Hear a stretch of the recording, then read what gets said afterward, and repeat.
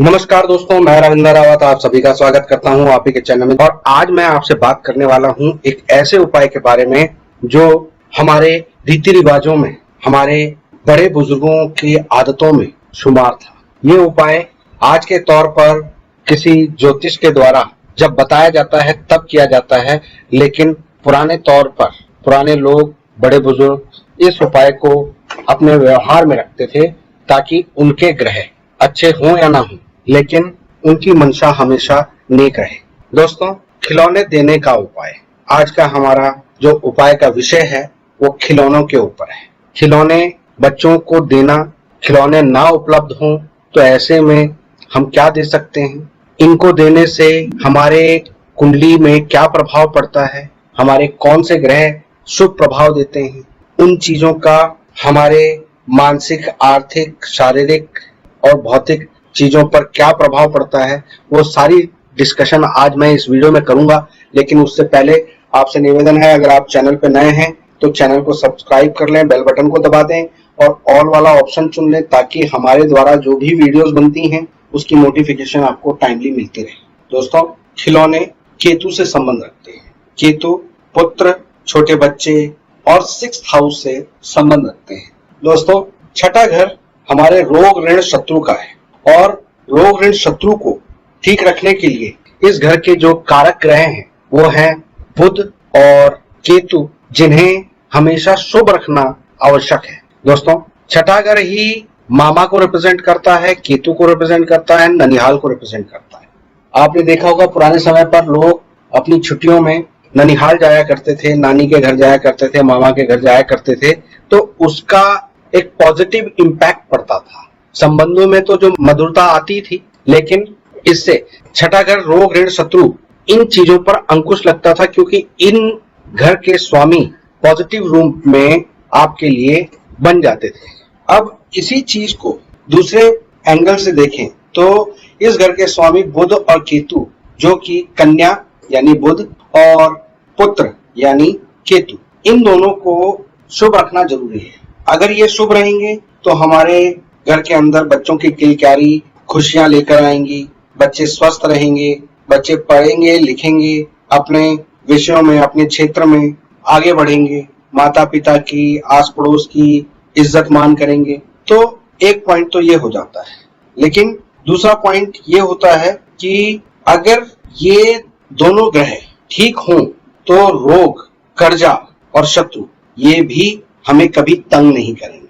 और इनको ठीक रखने के लिए हमें इस घर के कारक ग्रहों को यानी बुध को और केतु को शुभ रखना चाहिए। और जैसे मैंने बताया, इन घर के कारक ग्रह की जो जीव हैं वो हैं कन्या और पुत्र या कंजक, जो छोटी छोटी बालिकाएं हमारे आसपास रहती हैं वो, और जो छोटे नन्हे मुन्ने बच्चे होते हैं वो केतु से संबंध रखते हैं।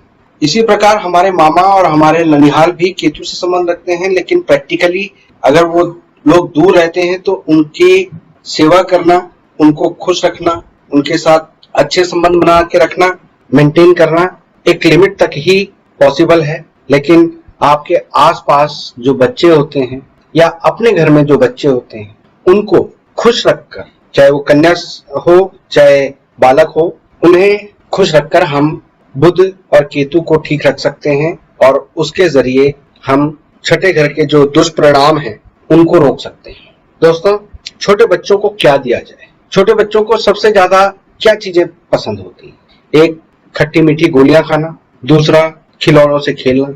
अगर यही चीजें आप उन्हें समय समय पर देते रहते हैं तो आपके छठे घर के ग्रह यानी छठे घर का जो नेगेटिव इम्पैक्ट है वो कंट्रोल में रहेगा, चाहे यहाँ पर कोई भी ग्रह बैठा हो।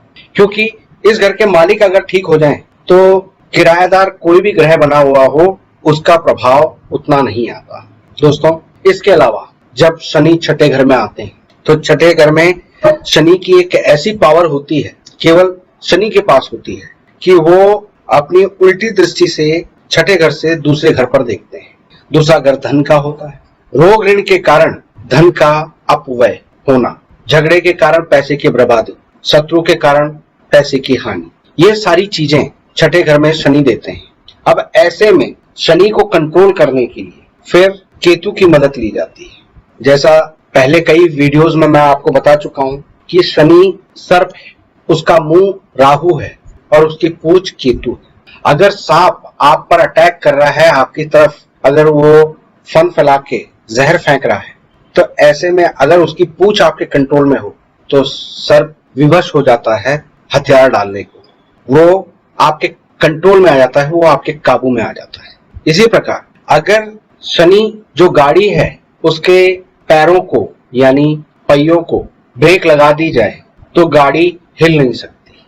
अगर छठे घर का हमें नेगेटिव प्रभाव मिलता है जो कि शनि छठे आने पर अक्सर क्रिएट होता है, जो कि बहुत नुकसानदायक होता है, जिसमें कि जब भी नया लोहा, चमड़ा, पर्स कुछ भी खरीदा जाता है तो कुछ समय के लिए शनि का बुरा प्रभाव आप पर पड़ता है। शारीरिक कष्ट आते हैं, लड़ाई झगड़ों में फंस जाता है इंसान, बहुत सारी परेशानियां। तो ऐसे में उस शनि को कंट्रोल करने के लिए, यानी वो जो नेगेटिविटी आ गई है उसको कंट्रोल करने के लिए, तब खिलौने बच्चों में बांटना एक समाधान के रूप में आपके लिए होता है। जिसकी भी कुंडली में छठे घर में कोई भी पापी ग्रह हो, जैसे शनि, राहु या क्रूर ग्रह भी हों, यानी सूर्य, मंगल भी आ जाएं, तब आप छोटे बच्चों की जितनी देखभाल करते हैं, उन्हें खुश रखते हैं, उन्हें खिलौने, फ्रूट्स, चॉकलेट्स ये गिफ्ट देते रहते हैं, चाहे वो घर के हों या गली मोहल्ले के हों, बाहर के हों, गरीब बच्चे हों, सड़क पे रेड लाइट पर आपको गरीब बच्चे मिल जाएं तो उनको आप दे सकते हैं। और जब भी छठे घर में शनि होते हैं और ऐसे में नया लोहा लाना पड़े, नई गाड़ी ला रहे हों, नए जूते ला रहे हों, तो ऐसे में खिलौने छोटे बच्चों में बांट देने से नेगेटिविटी काफी हद तक कंट्रोल हो जाती है, जो शनि के द्वारा आपको दी जा सकती है। तो दोस्तों, उम्मीद करता हूं कि खिलौनों का उपाय आपको समझ में आया होगा। वीडियो पसंद आई हो तो लाइक और शेयर जरूर करें। फिलहाल के लिए मैं अपनी वाणी को विराम देता हूं। ओम नमः शिवाय।